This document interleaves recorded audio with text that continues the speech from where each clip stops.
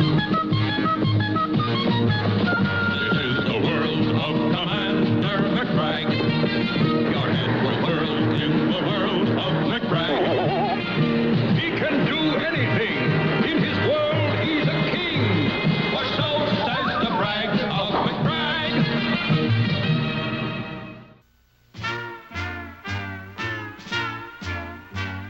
There, Ranchipoki, Africa. Well, boy, did I ever tell you about the time I went over the Ranchipoki Falls? No, but I'd been out in the bush, don't you know, and all of a sudden I heard the war drums of the savage Ugamuga tribe. And I was left to face 1,000 savages alone.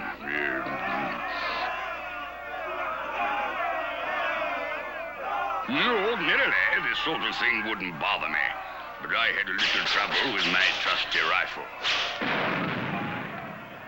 What to do, eh? Quick as a flash, I ran.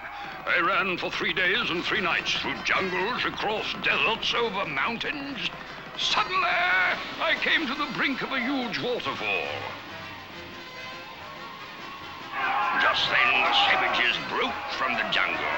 I dived over the falls and plunging 5,000 feet, I disappeared beneath the surface of the water.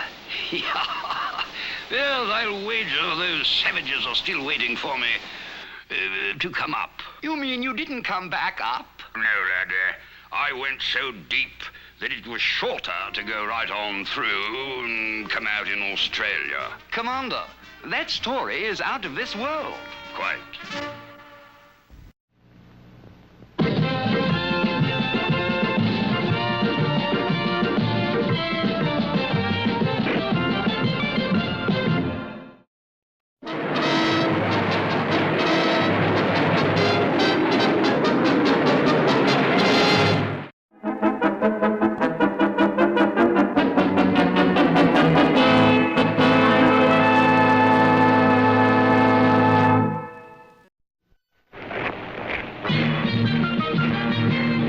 This is the world of Commander Mcbragg. Your hair will curl in the world of Mcbragg. He fights monsters galore and then asks for still more. For so says the brag of Mcbragg.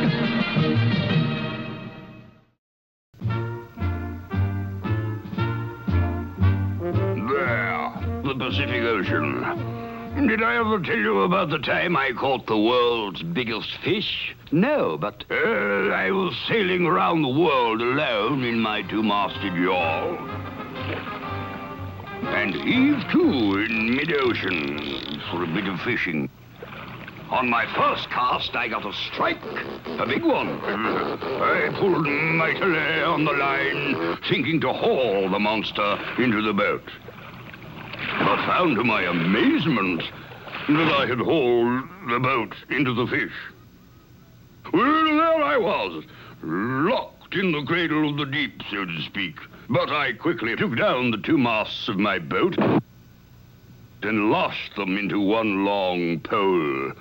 I knew that soon the monster would become sleepy and yawn. When he did, I rushed forward and jammed the double pole between his jaws. I then got back in my boat and rowed out. Fastening a line to the fish, I towed it along behind, intending to mount it as a trophy when I ended my travels, of course. where is it? I must see that fish. Unfortunately, the rowing made me so hungry, I ate it. Commander, that story is out of this world. Quite.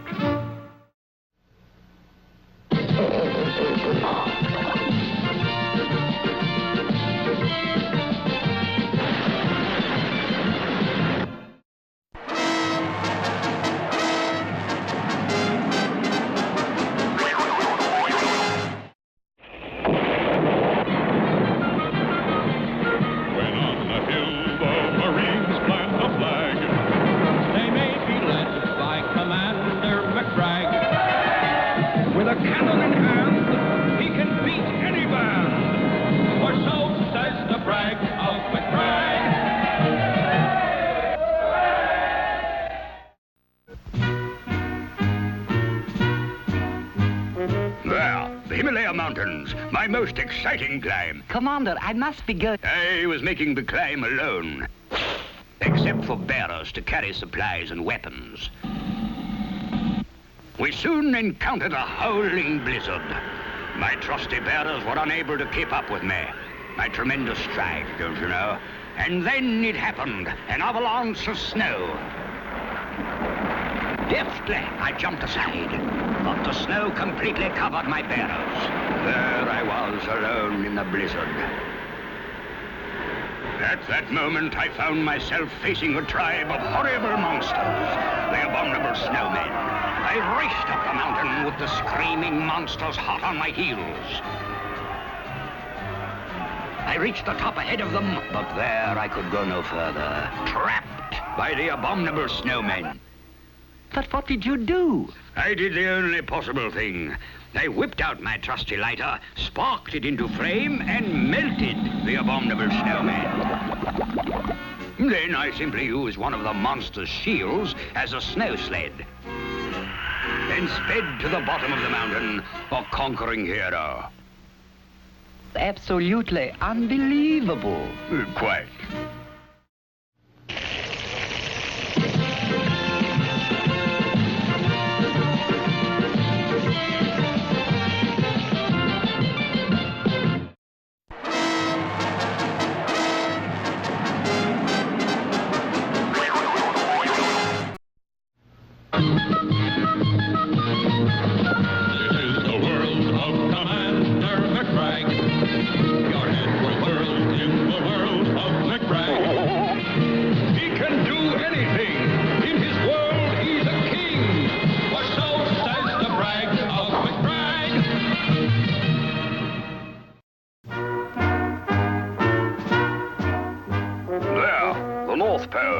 Really, Commander, We began in an icebreaker.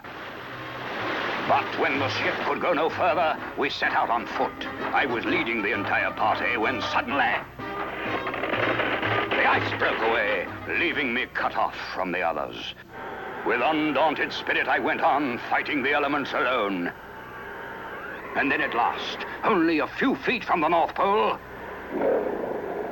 I was confronted by savage polar bears. Ghastly.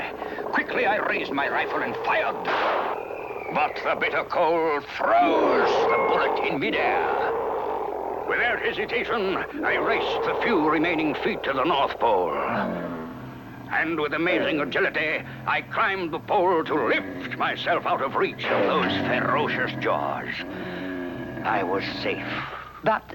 But how did you get back to civilization? Well, my mighty weight, don't you know, actually broke off the North Pole, broke it off. And with the pole in hand, I simply vaulted over the bears and landed once more back on the ship. Commander, that's fantastic. Great.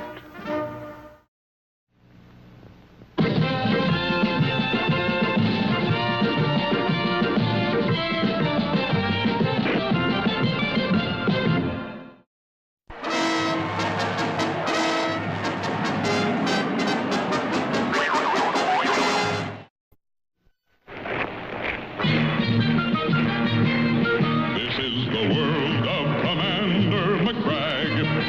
Your hair will curl in the world of Mcbragg. He fights monsters galore, and then asks for still more. For so says the brag of Mcbragg.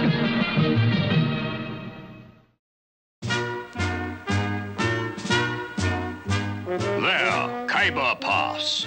Did I ever tell you about the time I escaped from 10,000 screaming tribesmen at that very spot? No, but I was leading a small detachment of men up through the mountains in search of the rebel chieftain Alibi. When... Ambush! Quickly, we sought shelter among the rocks, and for a while kept them at bay with our cannon. But a lucky shot put ours out of commission. And soon I was the only one left. Cannon to the right of me, cannon to the left of me, cannon in front of me. I was 100 miles from from my regiment. Then my ammunition gave out. And at that very moment, the 10,000 screaming tribesmen stormed into the pass. What did you do? Summoning my superhuman strength, I picked up the disabled cannon and using it like a rifle fired point blank into the advancing enemy. Did it stop them? Never found out, don't you know. The recoil from that mighty cannon acted like a rocket, and I shot over the mountains and dropped right in on the barracks. Just in time for tea. How refreshing. Quite.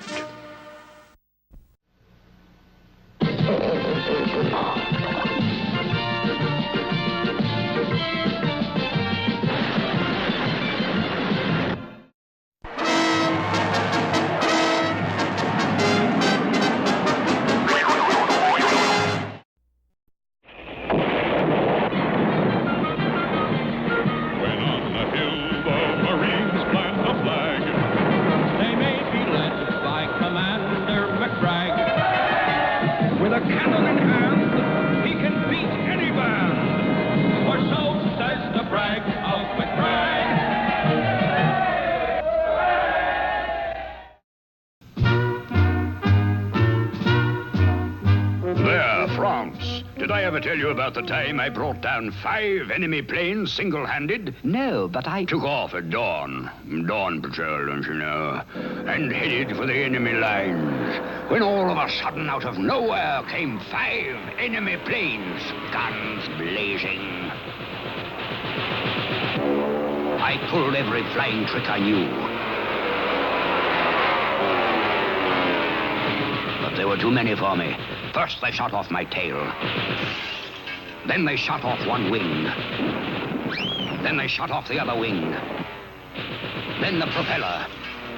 And finally, the fuselage.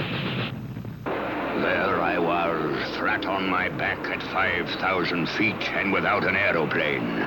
I dropped like a stone. Good gracious, Commander, what did you do? Do? Well, I soon caught up with the wings of my plane, and thinking quickly, I grabbed hold of them and was soon flying like a bird. But I thought you brought down 5 enemy planes. I did, laddie. The blighters were so surprised to see me flying that they didn't watch where they were going, and... Absolutely smashing. Quite.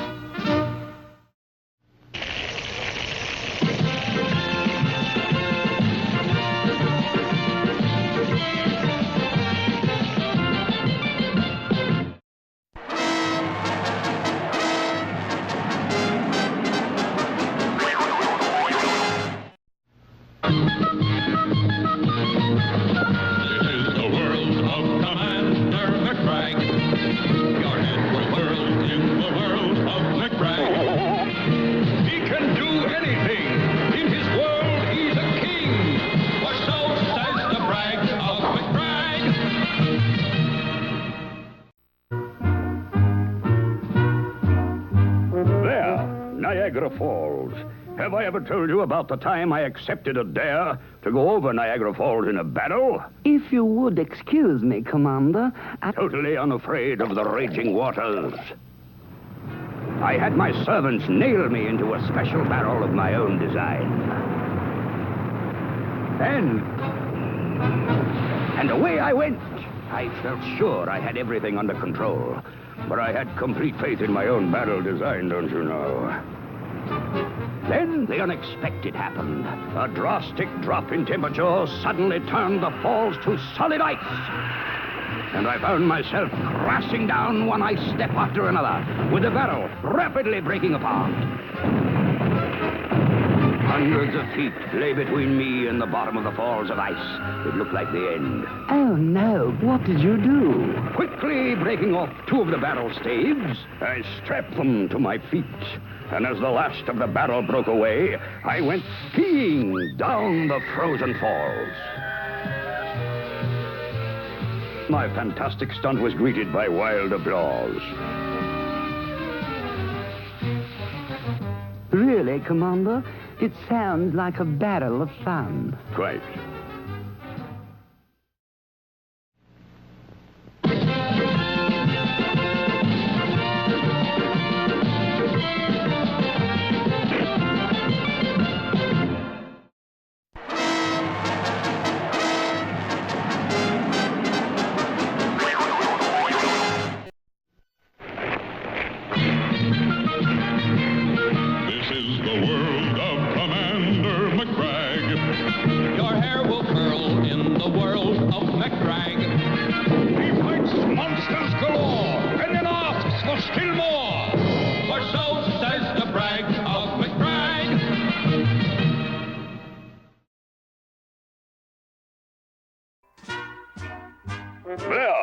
Dodge City, the wildest, most ferocious town in the entire West.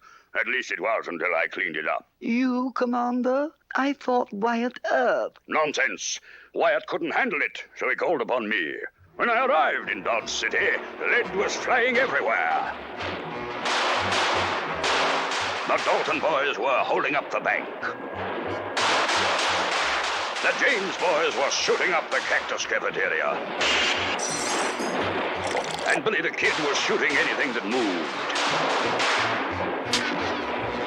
I fired a shot over their heads to get their attention, don't you know? All right, you blighters, clear out. I've come to clean up Dodge City. They all lined up in the street. 20 of the roughest, toughest guns in the West. And you had only 5 bullets? Good heavens, Commander, what did you do? My keen eyesight spotted a water tower at the end of the street. With deadly aim, I shot a large hole in it. The water gushed out and washed those desperados straight out of town. And that's how I cleaned up Dodge. Splashing, Commander. Quite.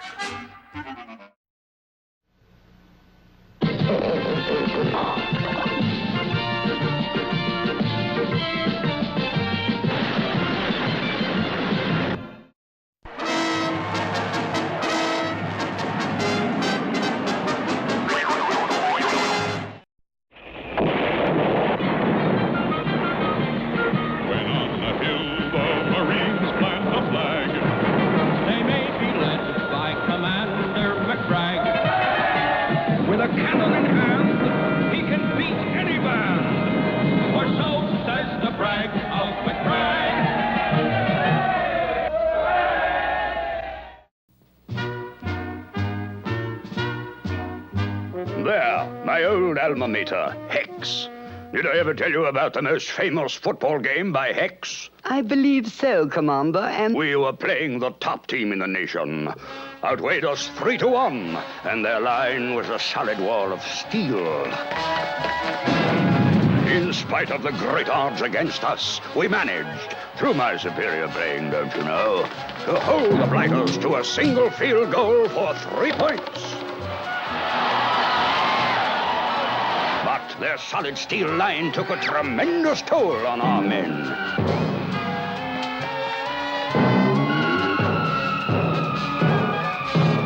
Finally, I was left alone in the game, and the Blighters were leading 3-0.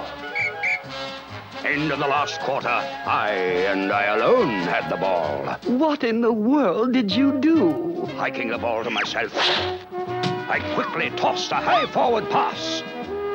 While all eyes of the opposing team followed the ball into the air, I sneaked swiftly through the line and caught the ball in the end zone.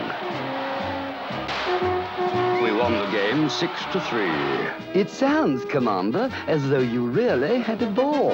Quite.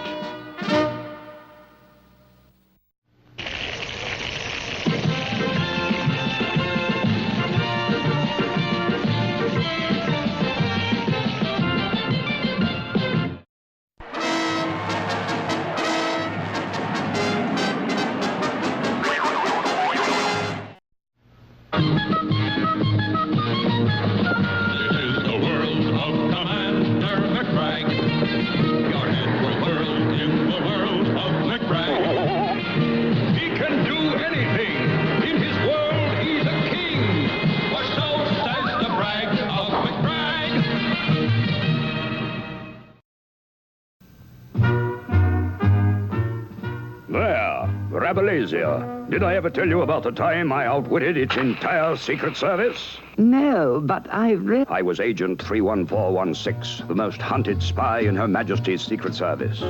I had just stolen the record of the Rabelaisian secret code and was making my getaway in my specially equipped Maxwell GT.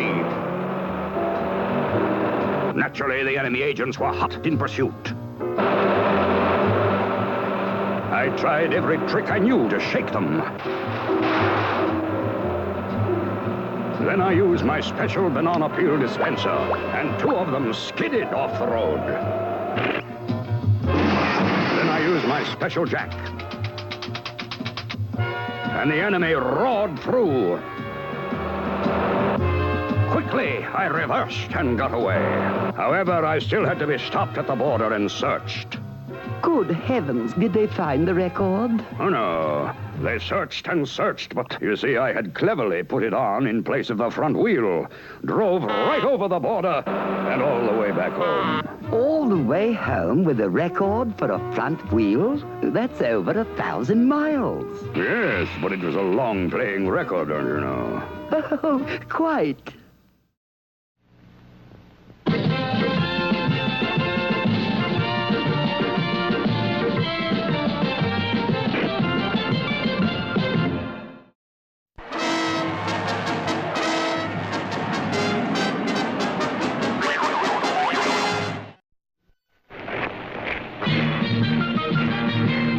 This is the world of Commander Mcbragg. Your hair will curl in the world of Mcbragg. He fights monsters galore and then asks for still more. For so says the brag of Mcbragg.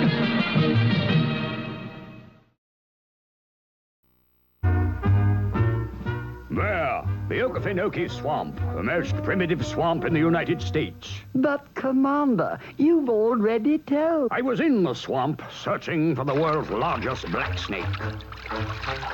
Traveling alone, I was braving terrible hazards, and finally, my bravery was rewarded. This was indeed the largest black snake in the world, and immediately we were locked in deadly combat.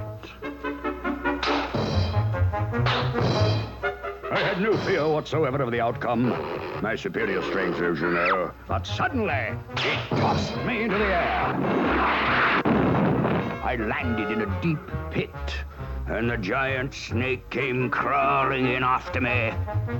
Oh, no, Commander. What did you do? Remembering that this was an American snake, I began whistling the Star-Spangled Banner.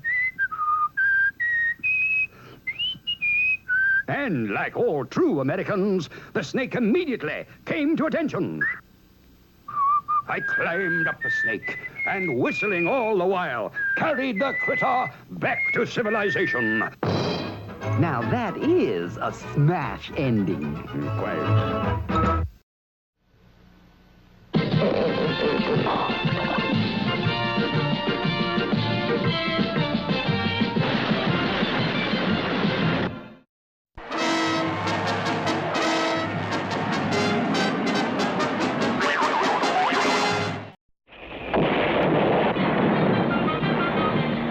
When on the hill the Marines plant a flag, they may be led by Commander Mcbragg. With a cannon in hand, he can beat any band. For so says the brag of Mcbragg.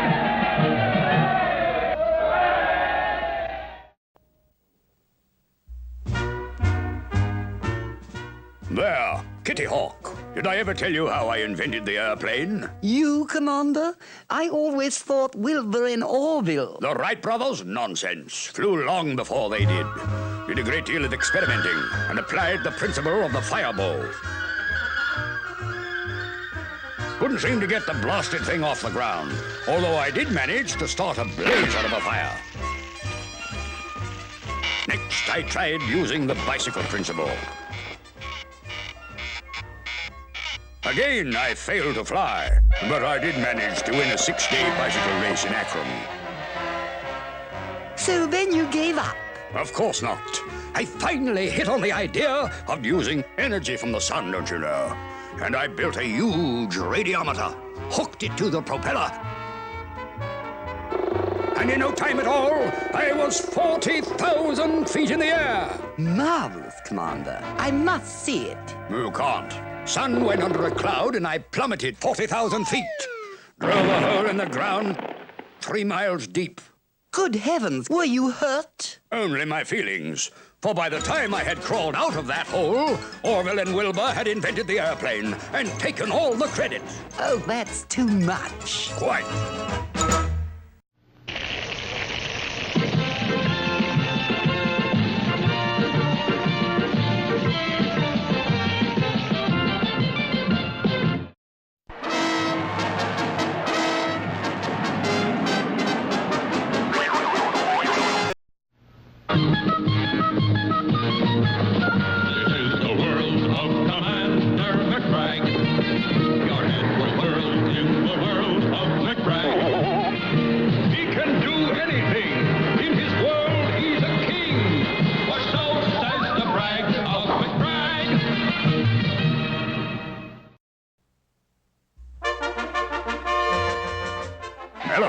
Remarkable creatures. Did I ever tell you of my amazing encounter with a giant elephant? Sorry, Commander. I must be going. I was on a lonely safari when suddenly the natives dropped their supplies and began shouting, "Hulawada! Hulawada! Hulawada!" The natives vanished, and I was left alone to face this wild, destructive beast. It seemed certain that I would be done in, until my keen eyes noticed a large thorn in the beast's left front hoof. With one quick jerk, the thorn was removed. Immediately, the beast was quiet. And from that moment on, he was my faithful friend. He followed me wherever I went. Into Paris, where he encountered the Eiffel Tower. Into London, where he bumped into the Royal Palace. On to America, where he stumbled into the Empire State Building. My goodness, however did you get rid of him? Yes. Quite often, he still finds me, and... Surely, Commander, you don't expect me to believe... Commander? Commander!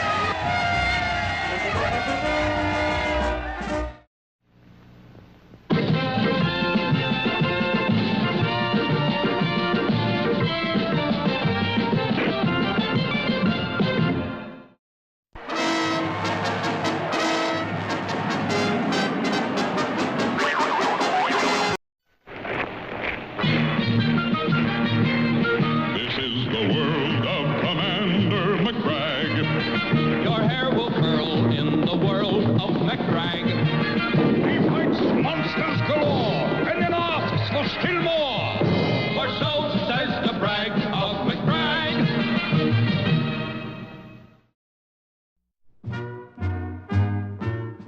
There, El Mesa Mucho, the home of the giant bird. Did I ever tell you about the time I was held captive? No, Commander, but I really must be going. I must be going too. I'll tell you on the way. I'd been flying over desert country when suddenly my engine stopped. Quickly, I bailed out. I landed in a huge bird's nest. My chute covered me so that I looked just like the other eggs. Just then, the mother bird arrived and settled on the nest until we hatched. After the first shock, she treated me as one of her own. When it came time to fly, she pushed Alice, Jeffrey, and Seymour out of the nest. Then it was my turn. Of course, I fell like a stone. Good heavens, Commander, what happened? Oh, Mother caught me. She tried again and again, but finally gave up and left me in the nest. I became her favorite. How did you ever manage to escape? Didn't exactly. Can I give you a lift? No, thanks, Commander. I've got to be... I say, Commander?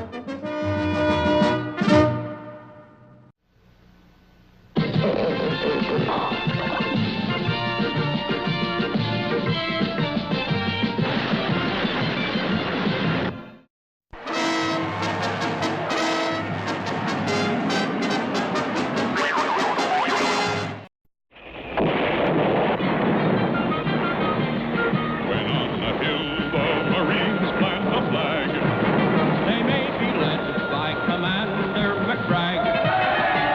With a cannon in hand, he can beat any band. For so says the brag of Mcbragg.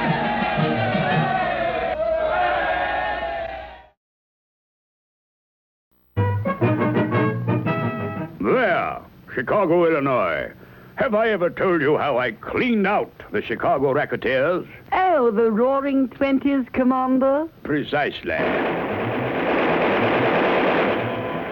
The police felt that they could break up the racketeers if I could bring in the leader, Al Baloney. I agreed. So I decided to pose as a vacuum cleaner salesman.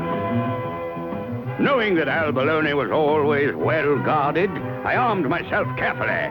Snub-nosed pistol, snub-nosed machine gun, and snub-nosed cannon. I made my way to the house of Al Baloney and demanded an opportunity to demonstrate my vacuum cleaner. But I failed to consider that I might be searched.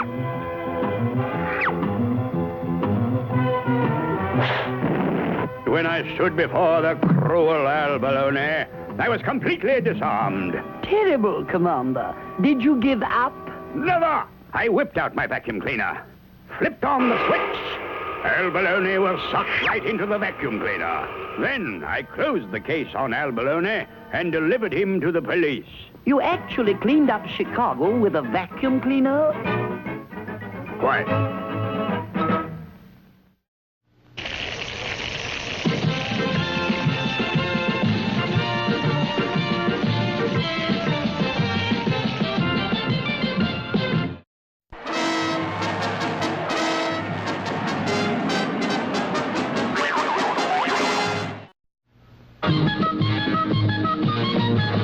This is the world of Commander Mcbragg.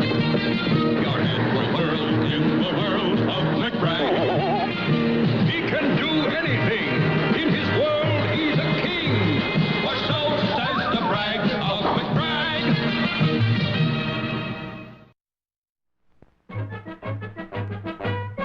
There, the Aurora Borealis Islands. Coldest islands in the world. Did I ever tell you I was shipwrecked there? I'm sure you did, Commander, and A storm blew me off course, and I struck a rock off the coast of the island. The boat began sinking, and I knew I would not last 2 seconds in the freezing water. I climbed the mast and kept right on going until I reached a passing seagull. Grasping its feet, I glided to shore.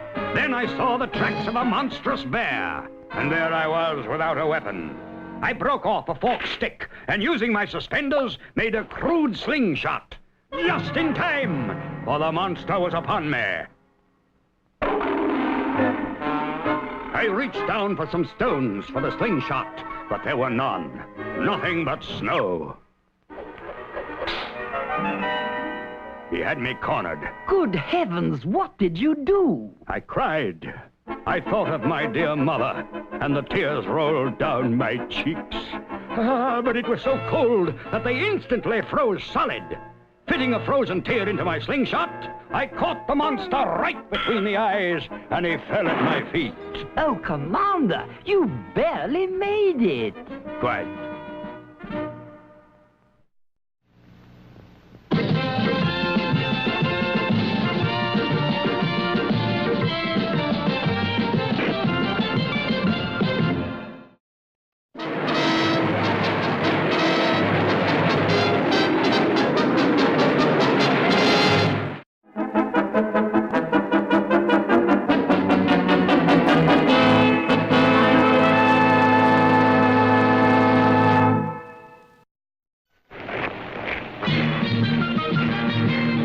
This is the world of Commander Mcbragg. Your hair will curl in the world of Mcbragg. He fights monsters galore and then asks for still more. For so says the brag of Mcbragg.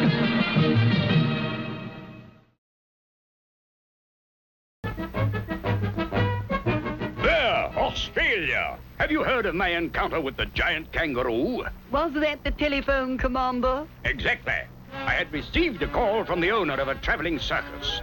The world's strongest boxing kangaroo had escaped, and the chaps wanted me to help in locating him. I began my search entirely alone. Fearless, don't you know? Soon, I found the beast. The moment he spotted me, the kangaroo made ready for combat, and I did likewise. I was fast, but the beast had tremendous power in his right fist.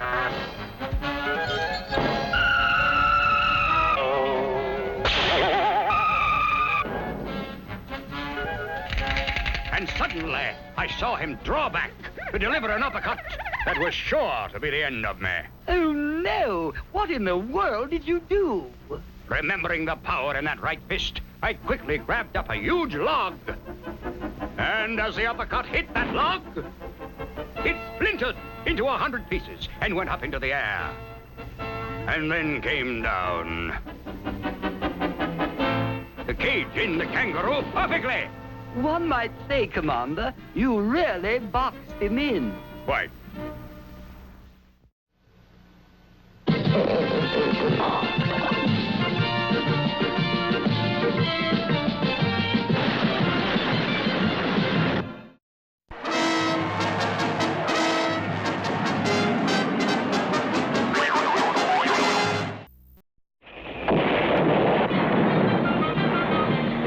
When on the hill the Marines plant a flag, they may be led by Commander Mcbragg. With a cannon in hand, he can beat any band. For so says the brag of Mcbragg.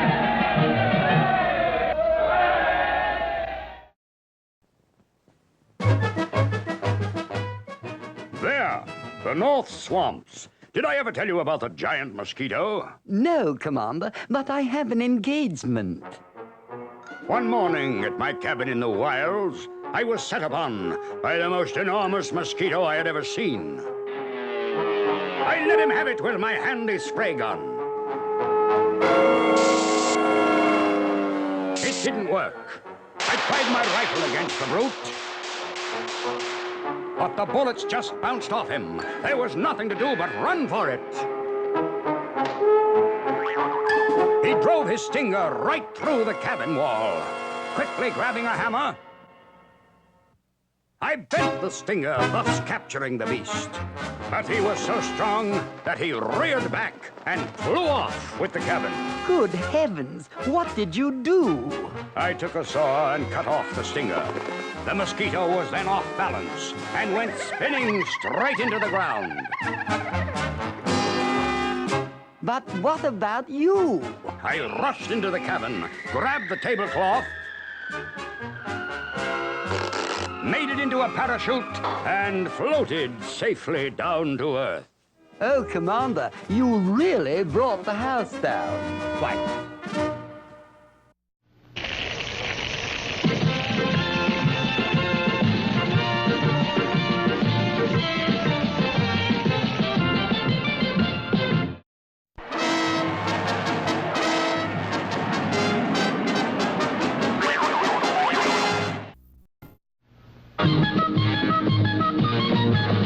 This is the world of Commander Mcbragg.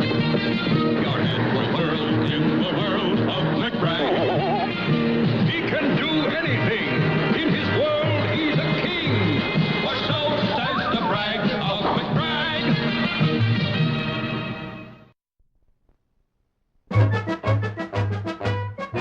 There, merry England. Did I tell you about my encounter with the Black Knight? Really, Commander, it's much too... The king ordered me to bring in the villain, and of course that meant a deadly duel. On guard! Hastily, I drew my sword and closed my visor. Unfortunately, I had to reopen the visor. Forgot to remove my pipe, don't you know? The Black Knight was a tremendous swordsman. Soon, he had me up a tree.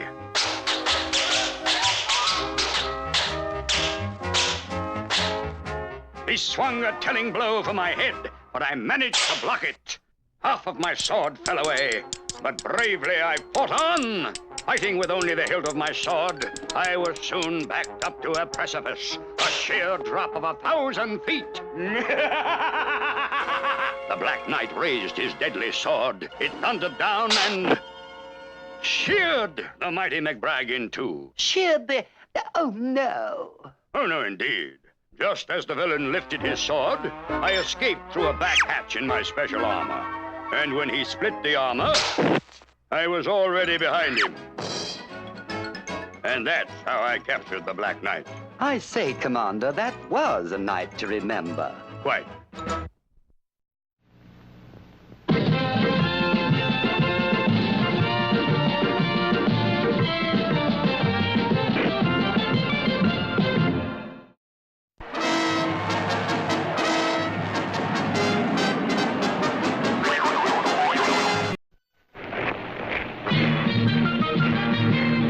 This is the world of Commander Mcbragg.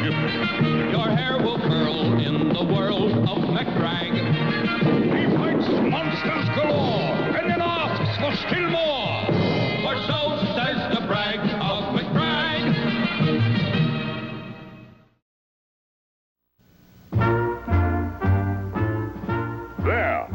great blue mountain. Did I ever tell you about the time I was lost up there? And No, Commander, but wandering around for days. No shelter, no food. Starving, don't you know? But one morning I was awakened by loud quacking. During the night, we had a quick freeze, and down on the pond a flock of ducks had been frozen to the surface. Sitting ducks, as it were. Duck for dinner. I built a roaring fire, put the pot on to boil, and headed for the pond. I was looking around for a nice plump duck when their leader, guessing what my intentions were, began a loud quacking. And the entire flock flew off, taking the pond and me with it. good heavens, what did you do? Fortunately, the ducks banked into a turn, and I slid off into a soft pine tree. But the ducks were gone, and you still had no food. Not quite. You see, the ducks flew over my roaring fire, and the pond melted. Water and ducks poured straight into my pot. I say, Commander, from then on, everything was duck soup. Quite.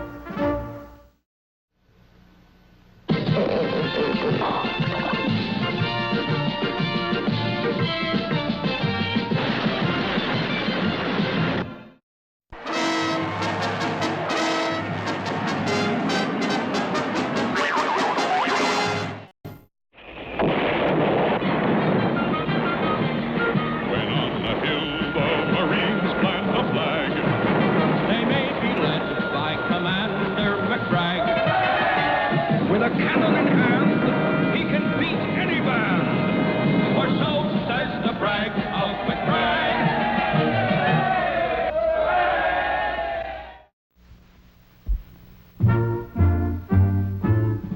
There, Abilene. Did I tell you I was the engineer on old 92? Don't you have an appointment, Commander? I was making the run to Abilene. And as always, I was determined to bring her in on time.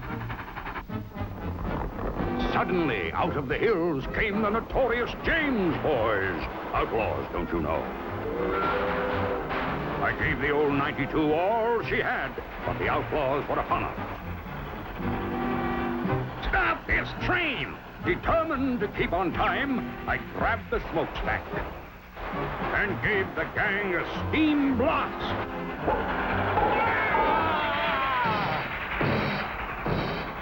Breathtaking. But that wasn't the end of the gang. I replaced the smokestack and thundered along until the James boys blew up the river bridge, and the train was moving too fast to stop. What could you possibly do? I drove old 92 right down the bank and through the river. Not only did I arrive in Abilene on time, but we brought in the largest load of fish ever seen there, and all cooked, too. Cooked? Precisely. The steam from our engine boiled the water and cooked the fish to a turn. I say, Commander, that is a fishy story. Quite.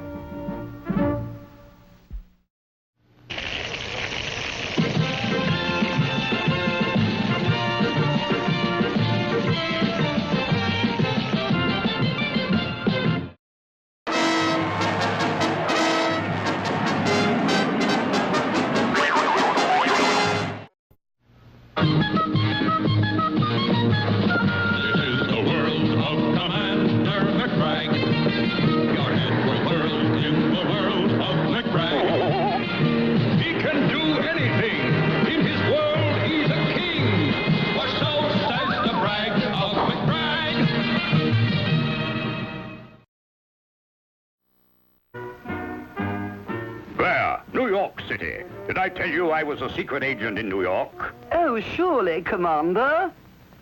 My chief had given me a briefcase to take to the ambassador on the 50th floor of the Empire State Building. No sooner had I left headquarters than give the briefcase.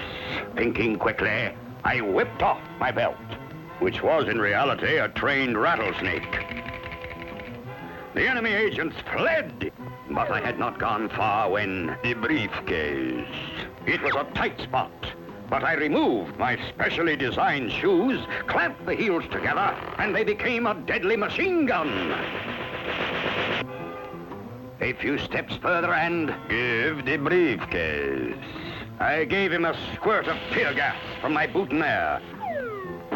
Bound him with my coat, tie, and shirt, and went along. I was about to enter the Empire State Building when... The briefcase? Ha, ha, ha, ha. Why do you are laughing? Why were you?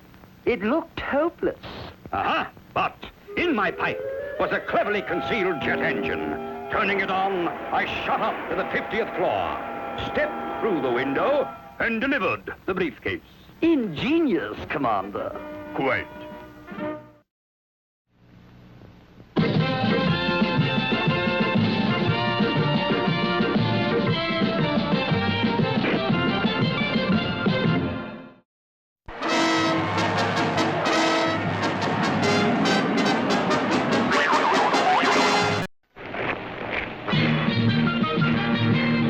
This is the world of Commander Mcbragg. Your hair will curl in the world of Mcbragg. He fights monsters galore, and then asks for still more. For so says the brag of Mcbragg.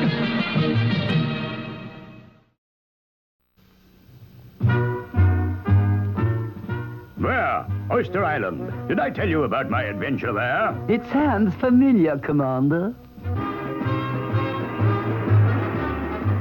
My yacht had been blown far off course, and I found myself near an uncharted island. I spotted a native chap floundering in the water. Fearlessly, I dove in and brought the native to shore. Sanko. The chap I'd saved was the chief's son. I was a hero. The natives gave me their greatest prize, a crown of mockingbird feathers. And they offered me all the pearls I could dive for in their oyster beds. Pearls, how wonderful. Yes. But no sooner had I dived in than I spotted a giant oyster 10 feet across and a pearl inside as big as a basketball. Forgetting the danger, I lunged for the pearl, and the giant oyster closed on me. Horrible. There was no way out. Only one. Whipping off my crown of mockingbird feathers, I tickled the oyster unmercifully. The feathers finally made him laugh out loud. I grabbed the pearl and swam to freedom. Truly a jewel of an ending. Quite.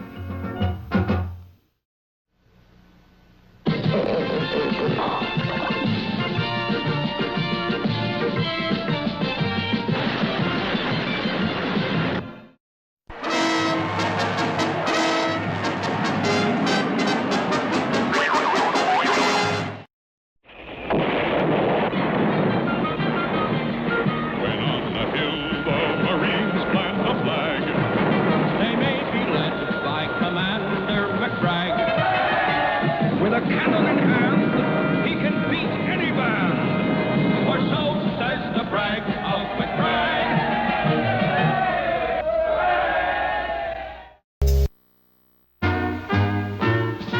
There, Florida, where I nearly invented the first horseless carriage. You mean a motor car, Commander? Precisely. I plan to use steam to power my horseless carriage. Many well-wishers turned out to watch the final test. I made sure the steam pressure was up. And then I blasted off.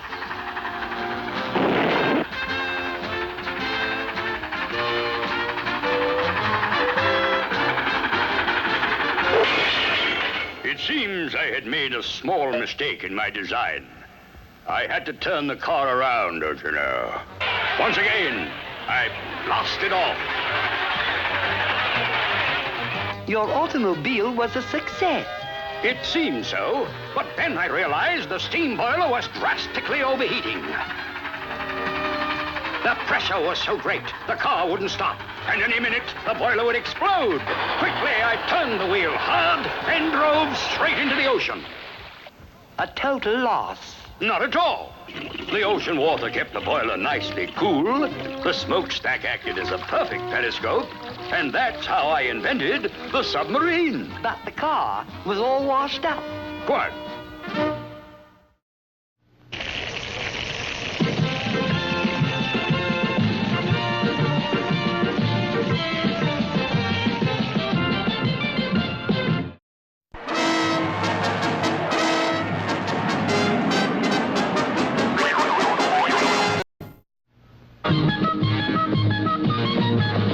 This is the world of Commander Mcbragg. Your head will whirl in the world of Mcbragg. He can do anything. In his world, he's a king. For so says the brag of Mcbragg.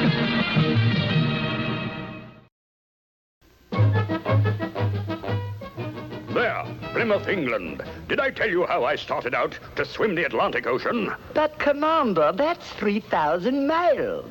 Precisely. I planned to swim from England to the USA. I swam steadily, and then a tremendous storm came up.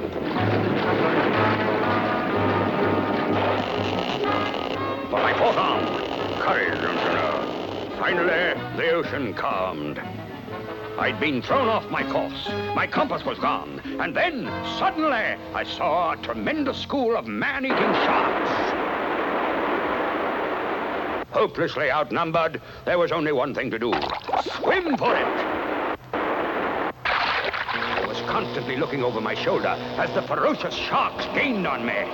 I smashed straight into the beach. And sharks behind you? Well, what happened? I struck the beach with such speed, I continued driving across the land for 50 miles, straight out into the Pacific Ocean. The Pacific Ocean? Precisely. Far off my course, instead of the United States, I had struck land in Panama and cut through from one ocean to the other. And... I know. That's how you dug the Panama Canal. What?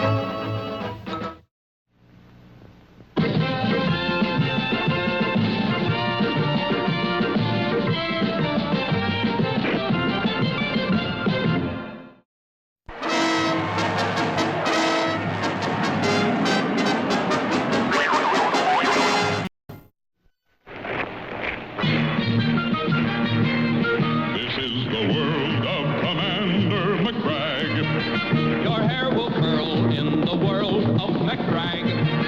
He fights monsters galore and then asks for still more. For so says the brag of Mcbragg.